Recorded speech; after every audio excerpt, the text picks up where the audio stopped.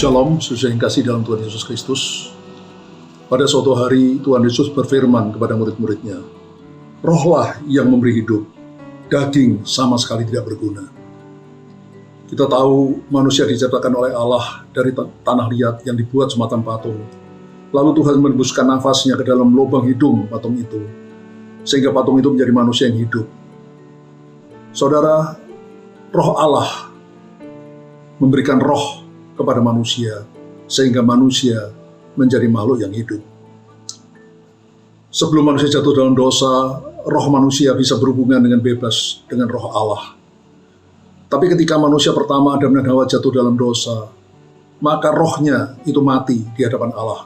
Artinya manusia masih hidup, tapi tidak bisa lagi berhubungan dengan Allah. Sehingga di mata Allah, roh manusia itu mati. Saudara yang kekasih, puji Tuhan, Yesus datang 2000 tahun yang lalu, menebus dosa kita di atas kayu salib, dan menjadikan kita menjadi anak-anak Allah. Ketika kita menerima Yesus sebagai Tuhan Juru Selamat, roh kita dihidupkan kembali. Kita bisa berhubungan kembali dengan Allah. Dan Yesus berfirman, "Perkataan-perkataan yang kukatakan kepadamu adalah roh dan hidup." Saudara, manusia hidup bukan hanya dari roti atau nasi saja, tapi juga dari tiap firman yang keluar dari mulut Allah. Setiap hari kita harus makan makanan jasmani, tapi roh kita juga harus diberi makan dengan makanan rohani, yaitu firman Allah yang kita baca, kita dengar, kita renungkan, dan kita lakukan dalam hidup. Kalau itu kita lakukan, roh kita menjadi makin kuat dan makin kuat, sehingga hidup kita makin berkenan pada Tuhan. Dan selanjutnya Tuhan Yesus berfirman kepada murid-muridnya, "Tetapi di antaramu ada yang tidak percaya." Sebab Yesus tahu dari semula siapa yang tidak percaya dan siapa yang akan menyerahkan dia.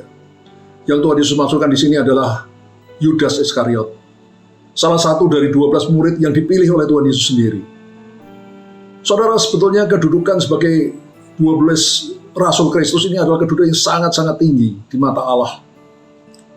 Tapi sayang, Yudas Iskariot mau menjadi murid Yesus.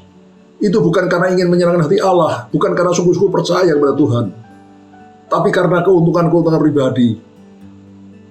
Dia pikir kalau mengikut Yesus, dia akan dapat berkat-berkat secara jasmani.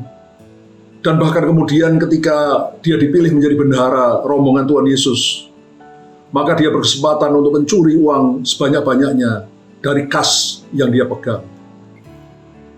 Saudara, di dalam gereja pun ada orang-orang yang seperti ini. Mereka sudah percaya Yesus, sudah menerima Yesus sebagai Tuhan Juru Selamat, sudah lahir baru, menjadi anak Allah. Bahkan kemudian sudah diangkat jadi pelayan-pelayan Tuhan, bahkan mungkin seorang pendeta sekalipun. Tapi sayang, orang seperti ini tidak sungguh-sungguh percaya pada Tuhan. Dia hanya mengikut Tuhan karena melihat keuntungan-keuntungan jasmani yang bisa dia dapatkan, berupa berkat yang dia bisa dapatkan kalau mengikut Yesus. Bahkan mungkin dia bisa mencuri uang gereja, uang persembahan dan sebagainya yang bukan milik dia. Saudara, hati-hati bila kita mengalami keadaan seperti ini. Ternyata Yudas, salah satu dari 12 murid Yesus, akhirnya tidak selamat, bahkan akhirnya mati bunuh diri dan masuk ke dalam neraka yang mengerikan. Saya berdoa setiap kita, mari kita setiap hari makan firman Tuhan untuk membangun roh kita, manusia rohani kita menjadi makin kuat dan makin kuat. Dan kita mengikut Tuhan karena kita sungguh-sungguh mengasihi Dia, sungguh-sungguh ingin hidup menyenangkan hati Tuhan. Dan kita tahu kalau kita hidup sungguh-sungguh menyenangkan hati Tuhan, cepat atau lambat, berkat-berkat itu pun pasti kita akan terima. Karena apa yang Tuhan janjikan, pasti Tuhan genapi. Kalau kita mencari dulu kerajaan Allah dan kebenarannya dengan sungguh-sungguh, maka yang lain yang kita butuhkan dalam hidup ini, pastilah Tuhan tambahkan kepada kita. Haleluya.